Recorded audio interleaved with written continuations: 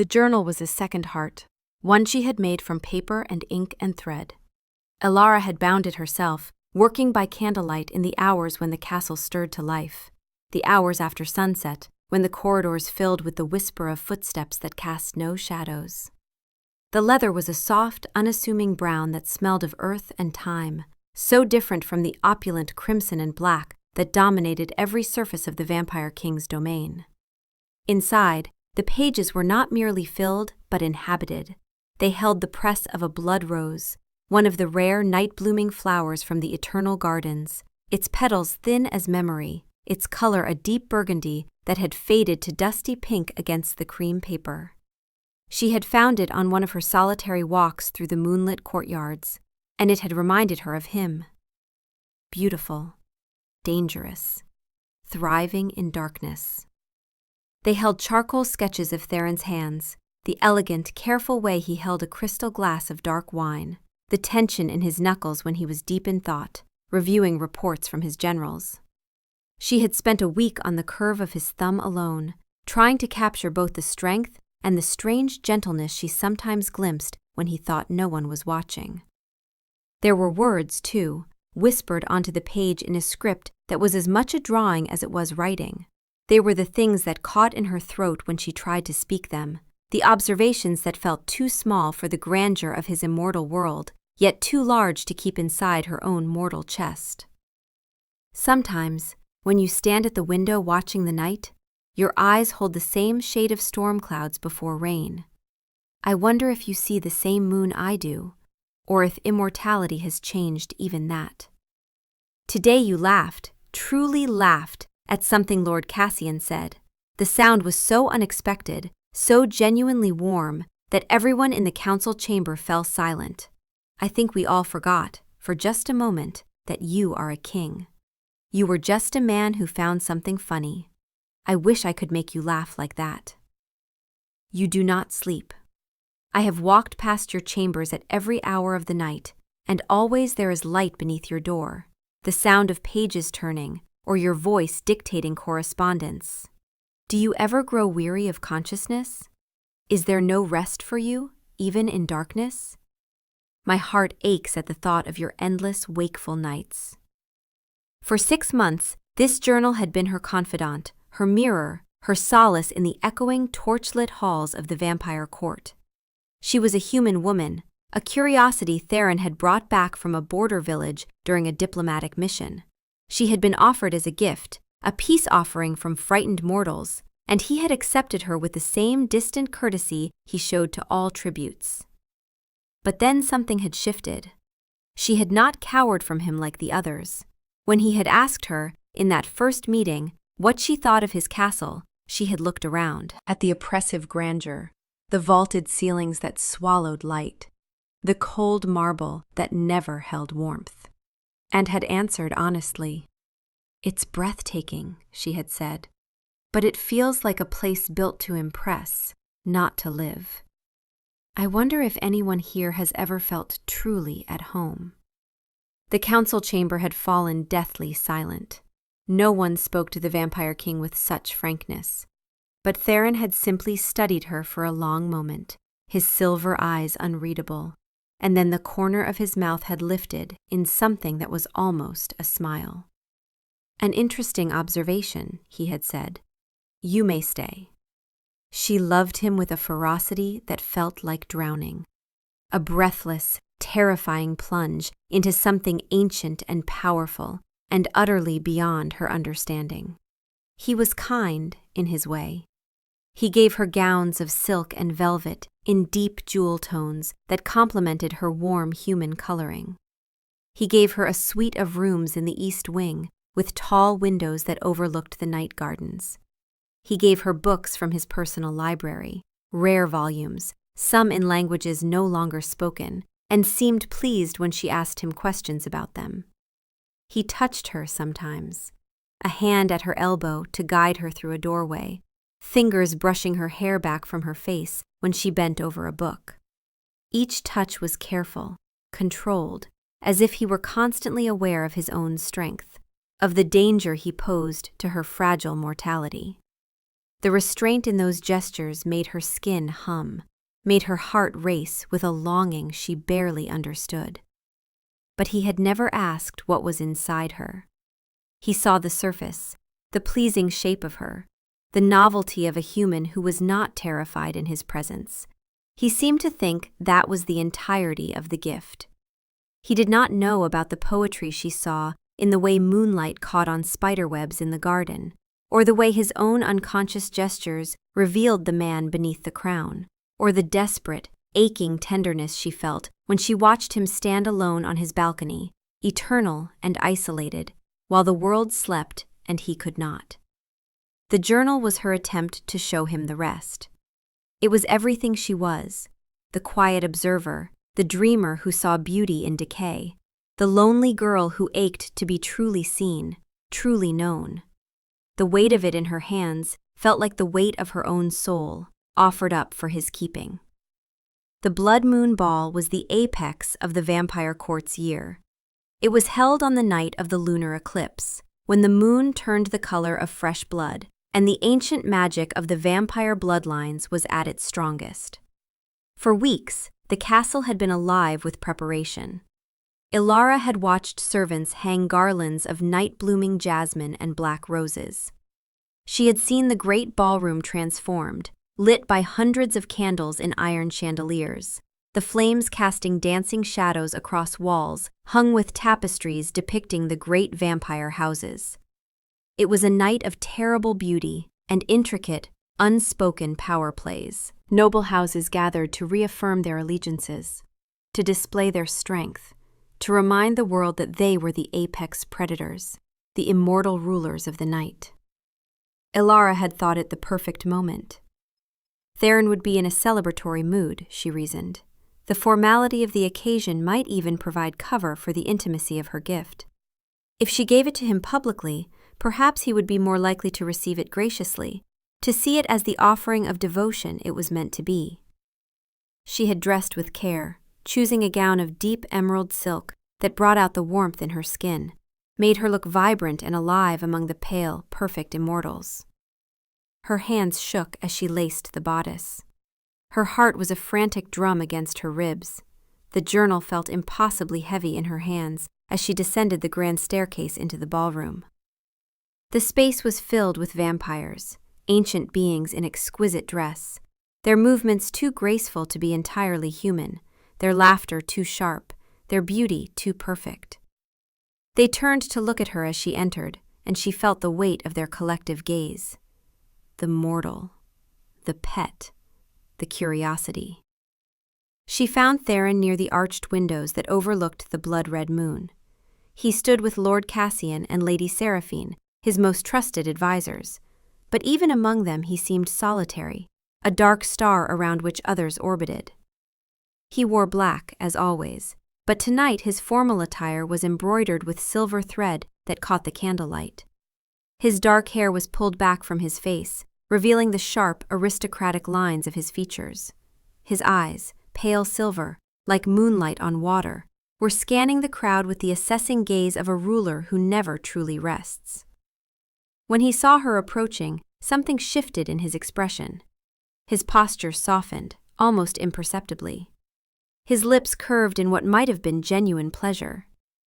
"Ilara," he said, and the way he spoke her name, with that slight formality, that trace of warmth, made her breath catch. "My lord," she began, her voice barely above a whisper. The formal address felt wrong, but she didn't have the courage to be more familiar in front of his court. I have something for you." She held out the journal. The brown leather was a stark, humble thing against the opulence of the ballroom, against the richness of his embroidered coat. "This is for you," she said, forcing the words past the tightness in her throat. It's everything I couldn't find the words to say. It's me." The conversation around them had quieted. She was aware, suddenly, of how many eyes were on them. Lady Seraphine's perfect face held an expression of mild curiosity. Lord Cassian looked amused. Theron took the journal from her hands. His fingers brushed hers, cool skin against warm, and the brief contact sent a jolt through her entire body. a jolt of desperate hope. He examined the simple leather cover, his thumb tracing the stitched binding she had worked on for hours, teaching herself the technique from a book in his library. His expression was unreadable, that careful mask he wore in public firmly in place. He did not open it, not then. He simply inclined his head, a gesture of cool acceptance, and tucked it into the inner pocket of his coat. "Thank you, Elara," he said. The words were polite, distant. They could have been a response to any trivial gift, a handkerchief, a bookmark, a trinket. The hope in her chest flickered, but did not die. Not yet. Perhaps he would read it later, in private. Perhaps the public setting had made him cautious. Perhaps. She watched him turn back to his advisors, a king rejoining his court, and she was left standing by the window, a ghost in borrowed finery, her heart still hammering with anxiety and fading hope. The night wore on, the ballroom filled with the sound of a string quartet playing haunting melodies. Vampires danced with inhuman grace, their movements too fluid, too precise. They fed, delicately, discreetly, from willing human donors who lined the walls, their eyes glazed with enchantment. The scent of blood hung sweet and heavy in the air, mixing with expensive perfumes and the waxy smell of candles. Elara found a corner near one of the tall windows and tried to make herself small. She watched the revelry with a growing sense of unreality. This was not her world. It would never be her world. She was a warm, beating heart in a room full of beautiful, animated corpses. She was temporary, mortal, already dying from the moment she was born. And then she saw him. Theron stood in the center of a circle of nobles, the ancient ones, the pure bloodlines. Lord Cassian with his cruel, beautiful mouth and his reputation for creative torture. Lady Seraphine with her silver hair and her laugh like breaking glass. Lord Victor, who was rumored to be over 1,000 years old, and who looked at the world with the bored detachment of someone who had seen everything twice. They were the elite, the inner circle, the ones whose power was absolute, whose word was law, whose approval meant everything in this midnight realm. And in the center of them stood Theron, her Theron, pulling the brown leather journal from his coat. A cold dread, colder than any vampire's touch, began to seep into her bones. He opened it, his head tilted with a kind of detached curiosity, the way one might examine an interesting insect. He turned a page, then another. A slow smile spread across his face. It was not the smile she had sketched in secret, the rare, genuine expression that transformed his features and made him look almost human. It was something else entirely. Something sharp, something dismissive. It was the smile of a king looking at a peasant's offering and finding it quaint. Then he passed it to Cassian. The world seemed to slow, to warp around her. The music became a dull, distant thrumming. The candlelight blurred. Everything narrowed to that circle of immortals and the journal, being passed between them like a tavern jest. She could see Cassian's shoulders shaking with silent laughter. He pointed to one of her sketches, the study of Theron standing at his window, his expression unguarded, vulnerable in a way he never was in public. She had tried to capture the loneliness she sensed in him, the weight of his endless, wakeful existence. Cassian showed it to Seraphine. Her perfectly sculpted lips twisted into a smirk. She leaned in, reading a passage aloud. Elara couldn't hear the words over the roaring in her ears, but she could see the cadence, mocking, exaggerated, theatrical. The circle of nobles rippled with amusement. They passed the journal from hand to hand, a curiosity, a novelty. Each smirk, each condescending glance was a physical blow. They were laughing at the pressed rose, at the shaky script of her deepest feelings. at the charcoal lines that had traced the face of the man she loved with desperate, tender precision. They were laughing at her heart.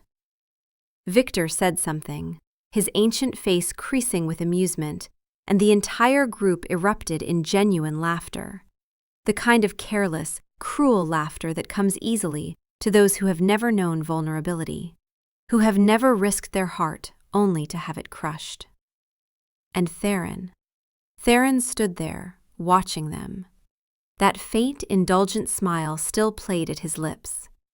He was not reading the journal himself. He had already dismissed it, already judged it unworthy of his attention. He was simply allowing this, permitting his inner circle to amuse themselves with the pathetic offerings of a mortal girl who had foolishly mistaken his kindness for something more. He did not stop them. He did not defend the gift or the giver. He had taken her heart, this fragile, paper and ink thing she had offered him with trembling hands, and thrown it to his courtiers for their entertainment. How quaint, she could almost hear them thinking. How terribly, earnestly human. How mortal, to think such simple sentiments could matter to beings like us. Then, across the crowded room, through the sea of pale, perfect faces, Theron's eyes found hers. For one split second, his smile faltered. He saw the look on her face, the utter devastation, the bloodless shock, the complete collapse of everything she had built her hope upon. His expression shifted, something that might have been discomfort flickering across his features. But it was only a moment, only a heartbeat. He gave a slight, almost imperceptible shake of his head, a gesture that said, "Don't be so dramatic, don't make a scene, you're embarrassing yourself." Then he turned back to his friends, leaving her impaled on the silence. That was the moment. The moment the vibrant, tumultuous, hopeful thing inside her went utterly and completely quiet. The world, which had been a symphony of feeling, every sensation amplified by her love for him, every moment colored by the desperate hope that he might one day feel the same, became a single, flat, silent note. She turned, an automaton in a borrowed gown. She walked out of the ballroom on legs that didn't feel like her own, her footsteps soundless against the marble floor. She did not look back.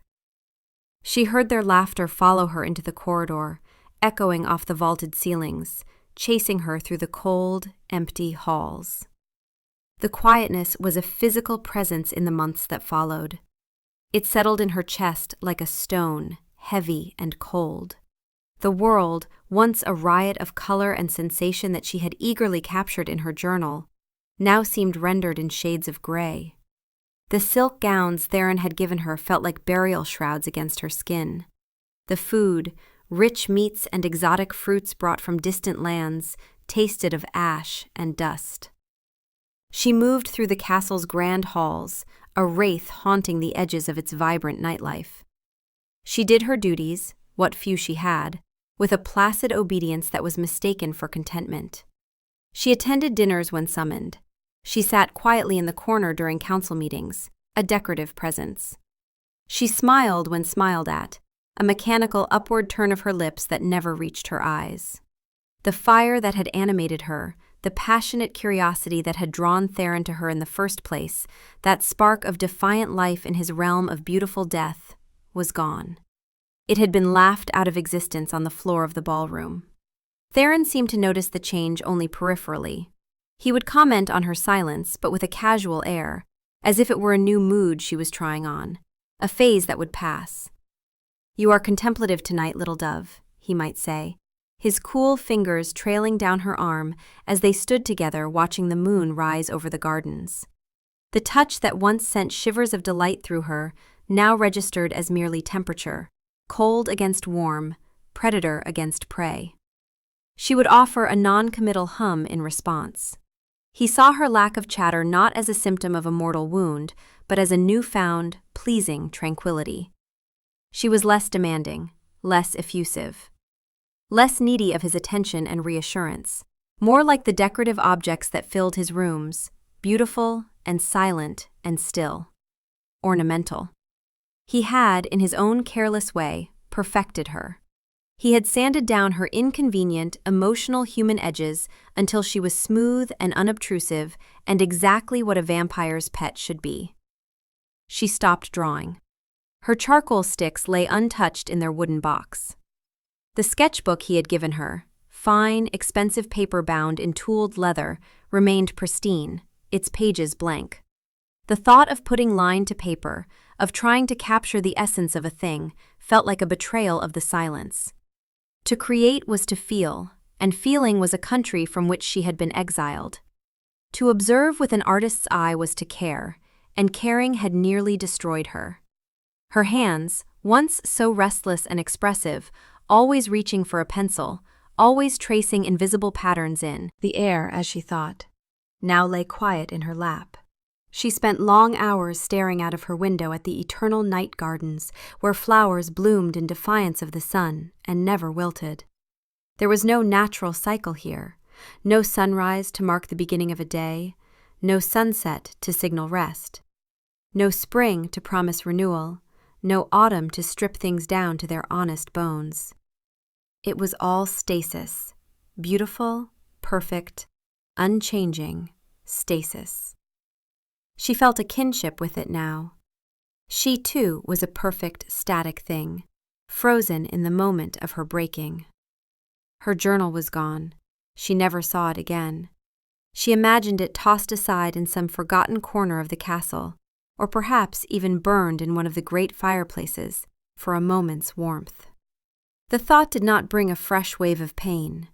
There was no more pain to feel. There was only the quiet, hollow space where it used to be. The absence of the journal was the absence of herself. Without it, she had no proof she had ever been the girl who loved so fiercely, who saw magic in the mundane, who believed her heart was a gift worth giving. She had no evidence that she was anything more than what the nobles saw, a simple, insignificant pet. A mortal plaything for an immortal king. The vampires of the court treated her with the same polite disdain as always, but now she did not flinch from it. She absorbed it. She accepted it as truth. Their perception of her as a simple, temporary amusement had become her reality. She was what they saw, a pretty, empty shell, a beating heart that would one day stop and then be forgotten. One evening, as winter deepened outside the castle walls, not that one could tell within the eternal twilight of Theron's domain, he brought her a gift. It was a necklace. A single teardrop of moonstone, pale and luminous, cradled in a web of silver so fine it was like spun frost. The stone seemed to glow with its own internal light, cold and pure and beautiful. It was breathtakingly exquisite.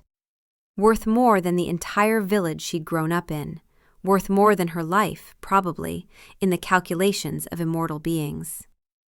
To match the quiet in your eyes, Theron said, his voice a low murmur as he fastened it around her neck with careful, cool fingers.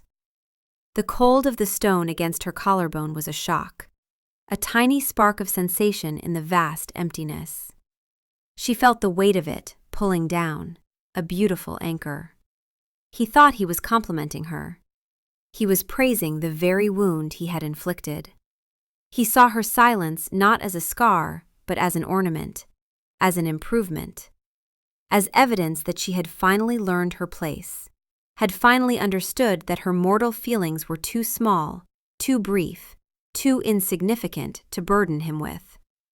She looked at her reflection in the polished silver mirror across the room. A pale, still face stared back. Her eyes were wide and dark, empty of the light that had once animated them. The moonstone glowed at her throat with a cold, borrowed radiance. She looked like one of them. Pale, beautiful, lifeless. And in that moment, staring at her own ghost face in the mirror, a new feeling finally pierced through the quiet. It was not pain, not anger, not sorrow. It was a clear, cold, and absolute certainty. The silence was not a home. It was a tomb, and she had to get out. The decision, once made, was like a river finally breaking through a dam. Inexorable, unstoppable. For 3 weeks she planned in the small hidden corners of her mind. It was a simple plan, for she had little to take and nowhere specific to go.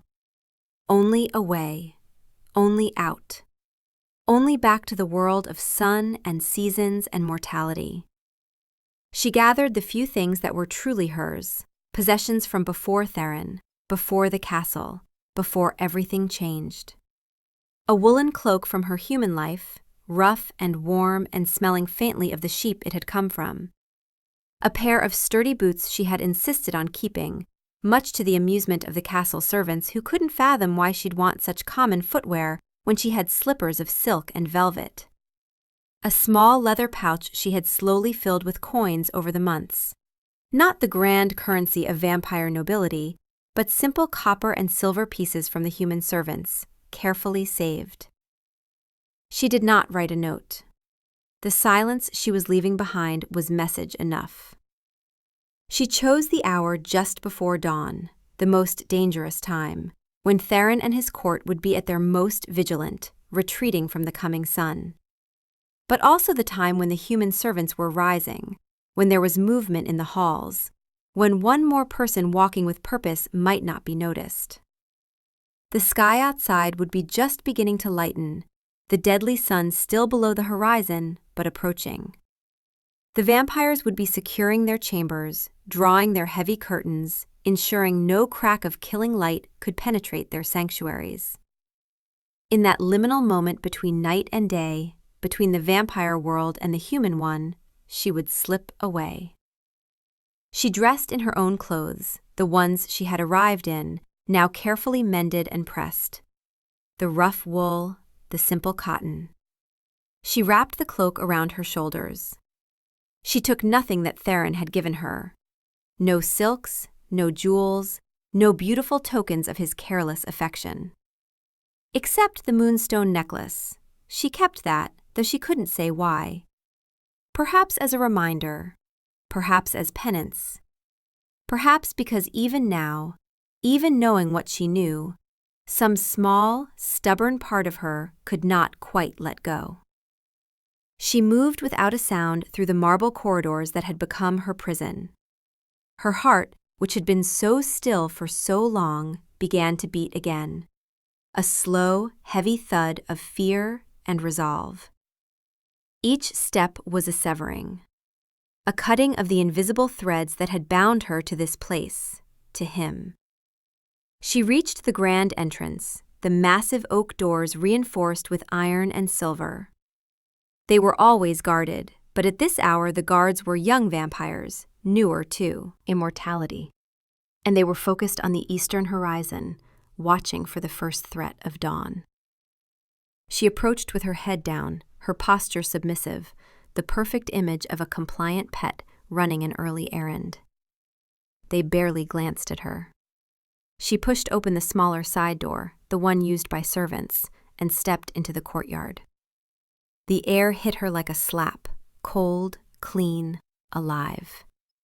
The sky was the deep blue of pre-dawn, stars still visible but fading. In the east, a line of pale gold threatened the horizon. She could smell coming morning.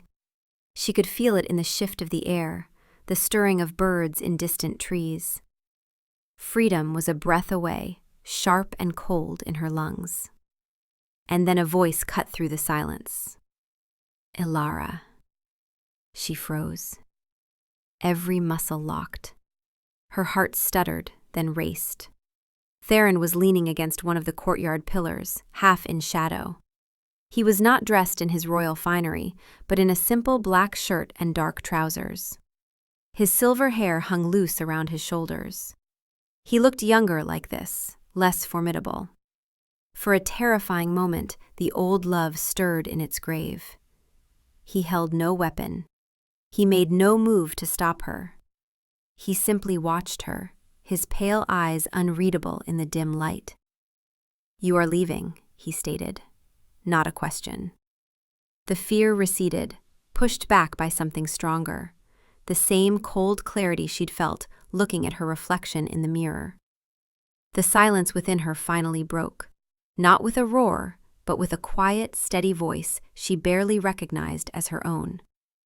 "Yes," she said. She clutched the strap of her small bag, her knuckles white. "I am." He took a step closer, moving with that predatory grace that was so essentially him, controlled, precise, dangerous. "Why?" he asked, and there was genuine confusion in his voice. "Have I not given you everything? Fine rooms, beautiful clothes, access to knowledge most mortals never dream of. Protection? Comfort? A place in my home?" And there it was. The fundamental, unbridgeable chasm between them. He thought in terms of things, of material comfort and physical safety. He had given her a beautiful cage and could not understand why the bird would choose to fly into danger instead. "You gave me things, Theron," she said, her voice steady despite the pounding of her heart. "You gave me silks and jewels and empty rooms. But you never gave me you. You never saw me. And when I tried to show you who I was, when I offered you the most honest part of myself." She took a breath, forcing the words past the tightness in her throat. "You made it a joke." She saw a flicker of confusion in his eyes. He didn't understand. He genuinely didn't know what she was talking about. The journal. The ball. That night. It had been nothing to him. A minor, forgotten incident in a centuries-long existence. For her, it was the end of a world. So she told him. She told him everything. The words poured out, not with heat or passion, but with the flat, desolate finality of an epitaph being carved in stone. "Do you remember the journal I made for you? The one I gave you at the Blood Moon Ball?" A dawning, uncomfortable recognition crossed his features. His expression shifted, became guarded. "I poured my soul into that book," she continued, her voice never wavering. "Every hope, every fear, every quiet observation. I sketched your hands because I found them beautiful, powerful, and careful at once. I pressed a blood rose because it reminded me of you, and I wanted to keep something of beauty close to my heart. I wrote down the things I noticed about you, the small moments of humanity I glimpsed beneath the crown, the way you looked when you laughed, the loneliness I sensed in you during your endless wakeful nights, the tenderness I saw when you didn't think anyone was watching." She saw him flinch, a rare crack in his perfect composure. "It was the truest thing I had to give. It was everything I was, every vulnerable, fragile, mortal part of me. And you."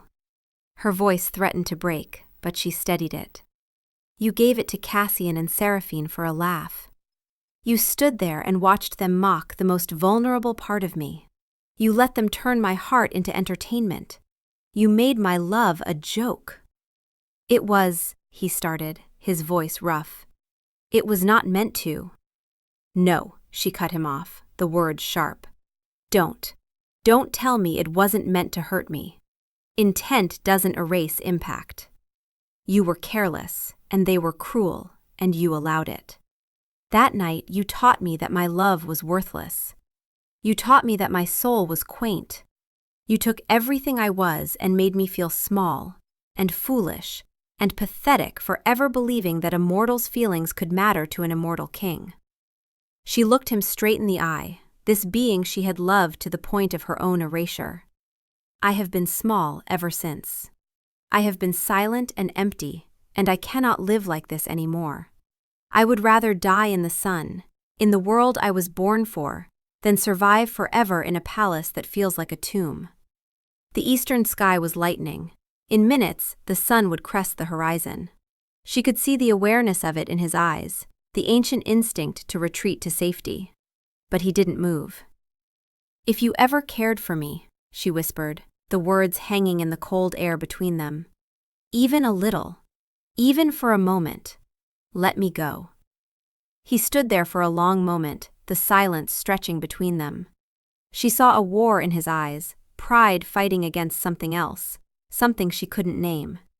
Something that might have been regret or loss, or the recognition of a mistake he could never undo. He could have stopped her. He had the power. He could have pulled her back inside, locked her in her rooms, kept her like a doll in a box.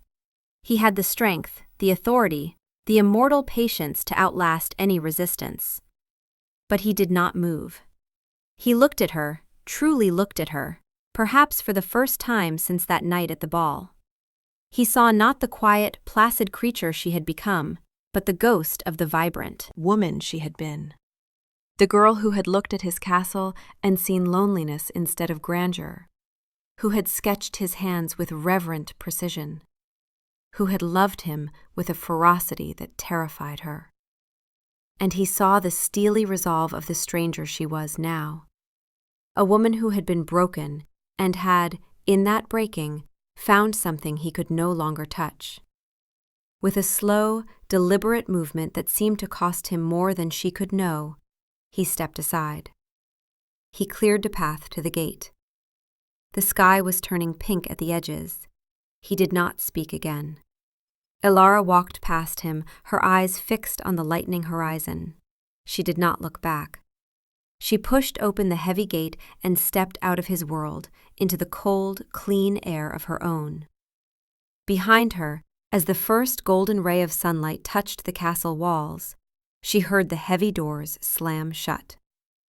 The human world did not welcome her back with open arms.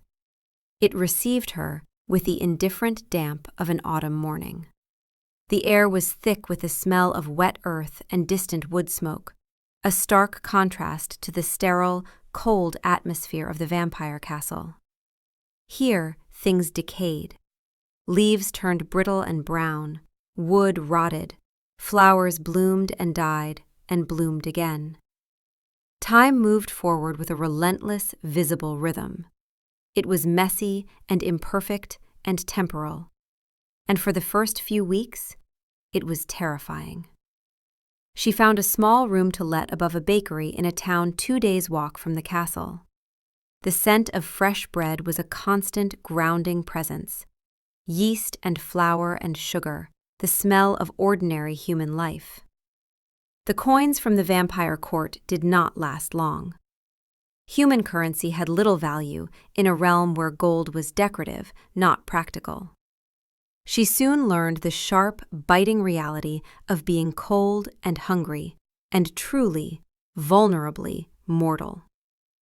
Her heart, which had begun to beat again on the dawn she left, was now encased in a thick wall of ice.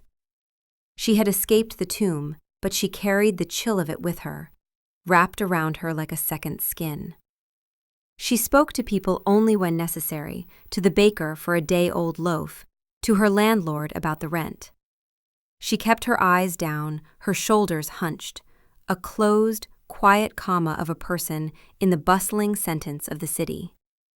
Connection was a danger. To be seen was to risk being judged, mocked, dismissed. The silence she had cultivated as a defense in the vampire court now became her nature. It was armor she could not, or would not, take off.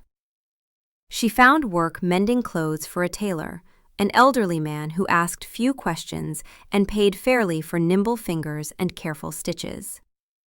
The repetitive motion was calming, a wordless meditation that kept her thoughts from spiraling. In the evenings, she would sit in her small room, the light from a single candle flickering against the peeling wallpaper. She had bought a cheap sheaf of paper and a stick of charcoal with her first earnings, intending to draw again. But they remained untouched, week after week. The creative impulse, the desire to capture the world, was still dormant, a seed frozen in hard soil. To draw was to see, to feel, to care. She was not yet ready for any of those things. The loneliness was a different beast here. In Theron's palace, she had been lonely in a crowd, a solitary human heart in a sea of beautiful predatory beings. Here, She was lonely among her own kind, separated from them by an invisible barrier of her own making. She saw couples walking by the river, their hands clasped. She heard laughter spilling from taverns. She saw families sharing meals through lighted windows, the warm glow of ordinary happiness. These were small, human moments, the very things she had once sketched with such tenderness. Now they were a language she no longer understood. They belonged to a world she had left behind twice, once for Theron and once for herself. She was a ghost between two realms, belonging to neither.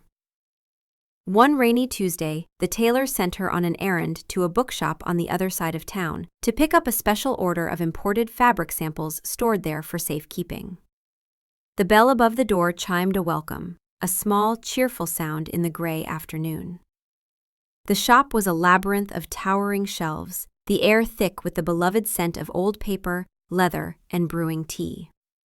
It was a quiet place, a sanctuary from the noise of the street outside.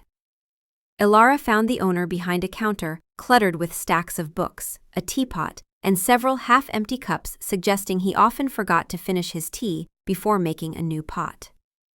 He was a man of indeterminate age, with kind, crinkled eyes behind wire spectacles and ink stains on his fingers. His name, she would learn, was Marcus. She explained her errand, her voice quiet and raspy from disuse. He nodded, retrieving a flat package wrapped in brown paper. As he handed it to her, her portfolio of mending work, a cheap folder tied with string, slipped from under her arm. Its contents scattered across the dusty floorboards. Several loose sheets of paper, receipts from the tailor, a spool of thread. And beneath them, an older sketch she didn't even realize she still carried. It was a quick study of a sparrow, its head cocked with bright-eyed curiosity, drawn years ago. Before Theron, before the castle, before everything. She scrambled to pick them up, a hot flush of shame rising in her cheeks. It felt like an indecent exposure, a glimpse into a self she kept hidden and secret. But Marcus knelt to help her. He picked up the sketch of the sparrow. He didn't glance at it and hand it back. He held it carefully by the edges, his expression one of genuine fascination. "Did you do this?" he asked, his voice soft, without any artifice or expectation. Elara could only nod, her throat tight. "It's alive," he said simply, tracing the air above the bird's form without touching the paper. "Look at the light in its eye, the tilt of its head. You've caught its spirit, not just its shape." He looked up at her, and his eyes weren't filled with mockery or condescension or even polite dismissive praise. They were filled with a quiet, wondering respect. He saw the drawing, and in it, he saw her. He stood and handed it back to her carefully, as if it were valuable. "The world is a better place for having this kind of beauty in it," he said. "I hope you'll make more." The words were so simple, so direct, they bypassed her armor completely. A strange, unfamiliar warmth bloomed in her chest, painful and sweet at once. It felt like the first rays of sun after a long, hard winter, like blood returning to a limb that had gone numb. "It's just a bird," she mumbled, her gaze fixed on the floorboards, unable to meet his eyes. "No," he said gently, "it's not. It's the way you see a bird. And that's a gift. That's worth sharing." He gestured to the teapot on the counter, steam still rising from its spout. "I was just making tea. Would you like a cup? No charge for artists on rainy days." He wasn't asking for anything. He wasn't trying to charm her or impress her or gain something from her. He was just offering a moment of warmth, a simple kindness that expected nothing in return. For the first time in a very long time, Elara looked someone in the eye and said, "Yes, I'd like that very much." That cup of tea was the beginning. It was followed by another, a week later, when she returned to the shop with a book she'd borrowed. Marcus didn't press her for conversation. He didn't ask intrusive questions about where she'd been or what had happened to her. He simply shared the quiet space of his shop, talking about the books he loved, the stories they held. He spoke of characters as if they were old friends. He created a space where silence wasn't an absence, but a comfortable presence. He let her be. Slowly, tentatively, like a flower unfurling in careful stages, Alara began to uncurl. She started bringing her sketchbook with her. She would sit in a worn armchair by the window, drawing the dust motes dancing in the afternoon light, the spines of the books, the way the rain traced paths down the glass. Small things, safe things, things that couldn't hurt her. Marcus never looked over her shoulder. He never demanded to see her work. But one day, she left a finished sketch on the table, a drawing of the fat ginger cat that slept on a pile of encyclopedias, its expression one of supreme, unbothered contentment. When she came back the next week, she saw it framed, hanging on the wall behind the counter. It was a simple, cheap wooden frame, nothing grand or expensive. But it was presented with the gravity of a masterpiece in a gallery. Her charcoal lines, her humble vision, was on display, celebrated. She stared at it, her heart doing a strange, fluttering dance in her chest. Theron had been given a book filled with her soul and had allowed it to be mocked. Marcus had found a simple drawing on a table and had treated it like a treasure. "I hope you don't mind," Marcus said, noticing her, staring. "It made me smile every time I looked at it. I thought it deserved to be seen." She shook her head, unable to speak past the tightness in her throat. She began to draw for him. Small things at first, a sketch of his hands, calloused from lifting crates of books as he repaired a broken binding with needle and thread. A rendering of his lopsided spectacles resting on an open book. He accepted each one with a quiet, solemn gratitude that touched her more deeply than any flowery praise ever could. He wasn't seeing a curiosity or a pet or a project. He was seeing an artist. He was seeing her. He learned the stories behind her silence without ever demanding she speak them. He understood that she was a house with locked rooms, and he did not demand the keys. He simply sat on the porch, so to speak, offering his quiet company, trusting that one day she might feel safe enough to open a door. And one day, she did. It was a quiet evening in early spring. The shop was closed, but Marcus had invited her to stay for dinner, a simple meal of bread and soup and cheese. They sat at the small table in the back room, surrounded by books that needed mending, and the words just came. She told him about the vampire court, about the cold beauty and the crushing loneliness. She told him about a king with silver hair and a careless heart. She told him about a journal and a ball and a betrayal that had hollowed her out from the inside. She spoke of it all in a low, flat voice, expecting him to recoil, expecting him to see her as damaged or foolish or used. Instead, he just listened. His gaze was full of a profound, uncomplicated empathy.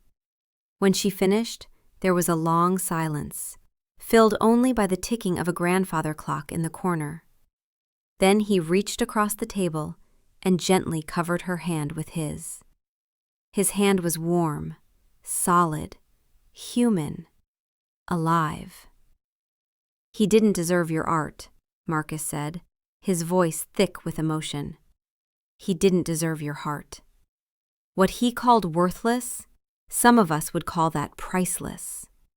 And something inside her, something she thought had been destroyed forever, stirred. Hope, small and fragile, but real. The first gift she made for him with true intention was a small, intricate bookmark. It was not a grand gesture. It was a tiny thing, a slip of leather into which she had burned a design with a heated needle, working late into the night by candlelight. The design was of a sparrow, like the one in her first drawing, but this one was in mid-flight, its wings spread wide. It was a symbol of her own tentative, fragile freedom. A bird that had escaped its cage, and was learning, slowly, to fly. She presented it to him shyly, wrapped in a scrap of cloth. He unwrapped it with the care of a scholar handling an ancient manuscript. He looked at the tiny, perfect bird, then at her, and his eyes were shining with emotion. He didn't tuck it into a random book. He carefully, reverently, slipped it into his wallet. "So I can keep it with me always," he said, his voice soft.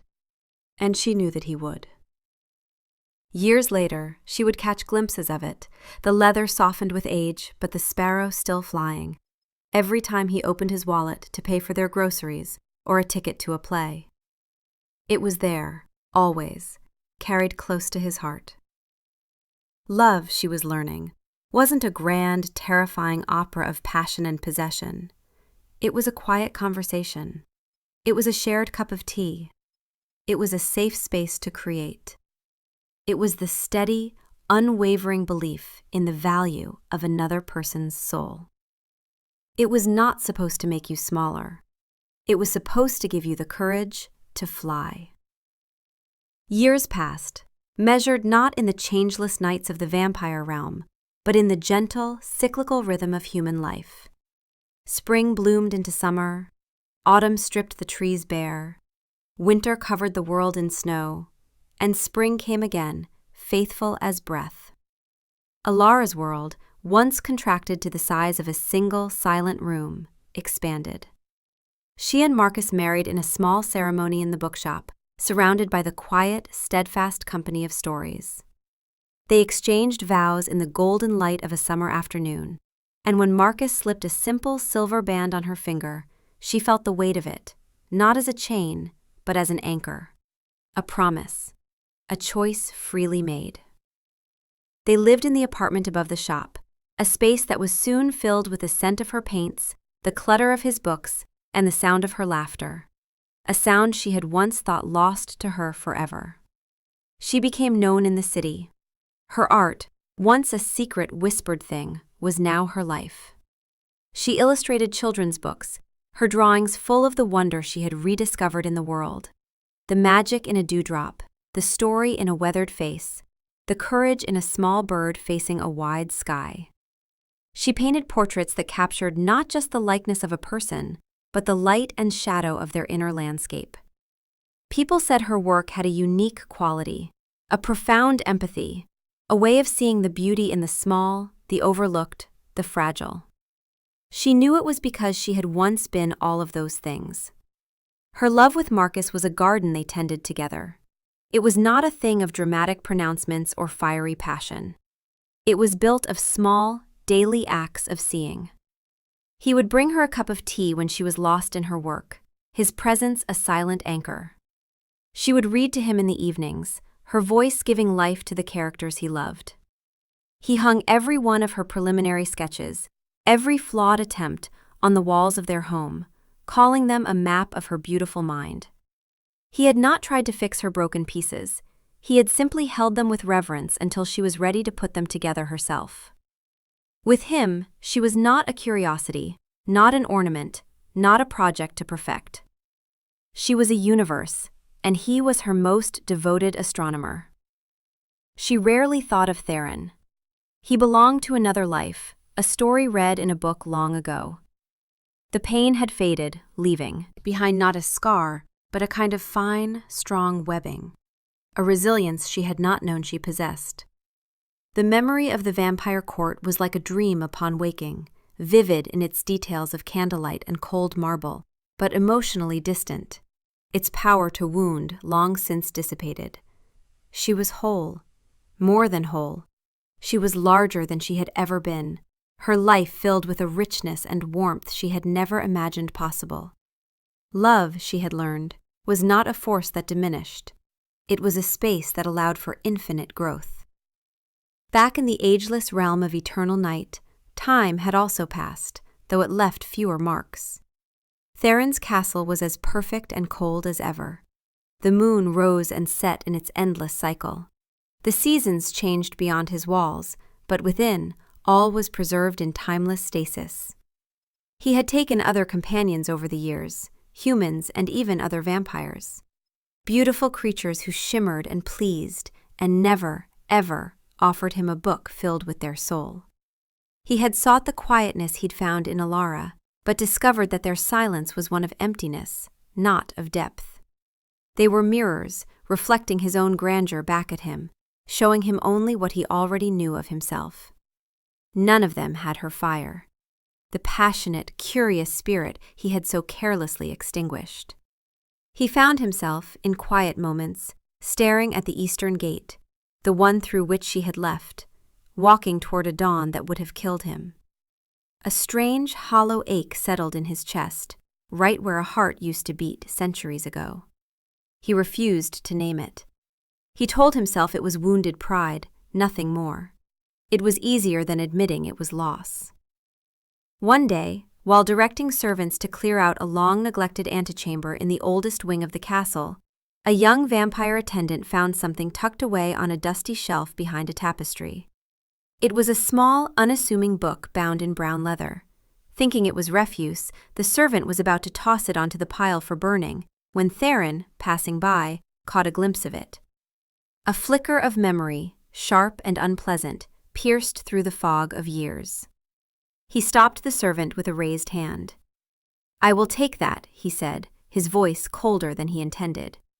He took the journal. The leather was dry, cracking slightly at the spine. The stitching was still intact, each stitch placed with careful human hands. He ran a thumb over the cover, the texture familiar and foreign all at once. He remembered the weight of it in his hand, the earnest, terrified hope in Alara's eyes as she gave it to him, the laughter of his inner circle, the look on her face as she walked away. He had not thought of this object in years, had assumed it lost or destroyed, and had been glad for it. Now, holding it felt like holding a ghost. He took it to his private study, a room that overlooked the eternal night gardens. The air was still, the light from candles casting dancing shadows across walls lined with books he had read 100 times. He poured himself a glass of wine. The liquid was deep red, almost black in the crystal goblet. He stood at the window staring out at the moon, the journal lying on his desk like an accusation. For a long time he just looked at it. He was afraid to open it, afraid of what he might find inside, what it might make him feel. He, who feared nothing, who could not die, who had lived for centuries, afraid of a handful of paper and ink. The irony was not lost on him. Finally, with a breath he didn't need to take, he reached out and opened the cover. The first page held a pressed flower, a blood rose from his own gardens, its color faded to a fragile, papery ghost. Beneath it, in her elegant, emotional script, were 3 words. For my Theron. Not my lord, not your majesty. My Theron. As if he could belong to her, as if she had any claim to him, as if love gave her some right to possession. His breath, unnecessary, habitual, caught in his chest. He turned the page. It was a sketch of his own hand resting on the arm of his throne. She had captured it perfectly, the arrogance, the power, the long fingers that had never known labor. But there was something else, too. Something in the way the fingers were curled, slightly inward, as if protecting something, or holding something back. Loneliness. He had never seen loneliness in his own hand before, but there it was, rendered in charcoal by a girl who had seen more than he had ever shown. He turned another page, and another. He saw himself through her eyes, not as a king, not as a powerful vampire lord, not as an immortal being to be feared and obeyed, as someone who was loved. She had sketched him standing at his window, watching the moon. The lines of his face were rendered with such careful attention, the sharp angle of his jaw, the slight furrow between his brows that appeared when he was thinking. Beneath it she had written, "He stands here every night when he thinks no one is watching. I wonder what he sees in the darkness. I wonder if he ever feels as lonely as I do, surrounded by people who can never truly know him. My heart aches for him, this beautiful, isolated king." The words struck him like a physical blow. He read on, page after page. Today he laughed, truly laughed, at something Lord Cassian said. The sound was so unexpected, so genuinely warm, that everyone in the council chamber fell silent. I think we all forgot, for just a moment, that he is a king. He was just a man who found something funny. I wish I could make him laugh like that. I wish I could be the one to bring that lightness to his face. He does not sleep. I have walked past his chambers at every hour of the night, and always there is light beneath his door. The sound of pages turning, or his voice dictating correspondence. Do you ever grow weary of consciousness, my love? Is there no rest for you, even in darkness? My heart aches at the thought of your endless, wakeful nights.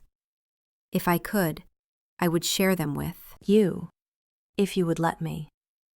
She had been so lonely, so utterly, profoundly lonely, in the very rooms where he had housed her, in the halls where he had walked past her without truly seeing.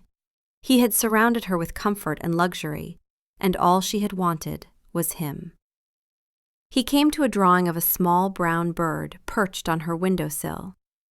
This little one visits me every morning, just before the sun rises. He is not beautiful like the silver nightingales in your aviary, but he is bold and real and alive. He reminds me of the world I came from. Sometimes I miss the sun so much it feels like drowning. But then I think of you, and I would choose 1,000 nights in your presence over a single day in the sun. His hands were shaking.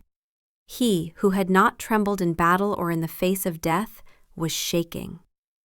He turned to the last entry, written the day before the blood moon ball. Tomorrow I will give this to him. My heart is a hummingbird in my chest. I am so afraid. What if he sees all this, all of me, and finds it lacking? What if the contents of my soul are not enough for a king? What if my mortal, finite love is too small for an immortal heart? But love must be a risk. To be loved, one must be willing to be seen. I will be seen. I will offer him everything I am, and whatever he chooses to do with that offering, at least I will know I was brave enough to try. I love you, Theron. I love you with everything I am. I see you, not the king, not the vampire, but the man beneath. The lonely one who watches the moon. The one who carries the weight of centuries. The one who deserves to be loved, not feared. Please see me, too. He closed the book. The silence in the room was absolute. It was not the peaceful silence of his palace, the stillness he had cultivated over centuries. It was a vast, roaring emptiness. The echo of a life he could have had. She had offered him her entire world, a universe of quiet wonder, of earnest love, of profound and gentle observation. She had handed him her very soul, bound in leather and stitched with her own hands. And he, in his arrogance and his pride and his fundamental inability to see beyond his own existence, had not only failed to see its value, he had held it up to the light and declared it worthless. He had held something priceless in his hands and had called it a trifle. He had taken the fierce, beating heart of a woman brave enough to love an immortal monster, and he had thrown it to his court for entertainment. The wine in his goblet remained untouched, growing cold in the ancient air. He sat alone in his silent, perfect room, the ghost of her journal in his hands, and for the first time in his long, immortal life, Theron understood the true meaning of poverty. He was a king of a vast and powerful realm. He had wealth beyond measure, power beyond question, time without end. And he had absolutely nothing at all. Somewhere, in a city warmed by the sun, a woman with gentle hands and a free heart was painting in a room full of light. She did not think of him. She had found her home. And he would spend eternity in the cold, clutching the journal of a love he had been too blind to see.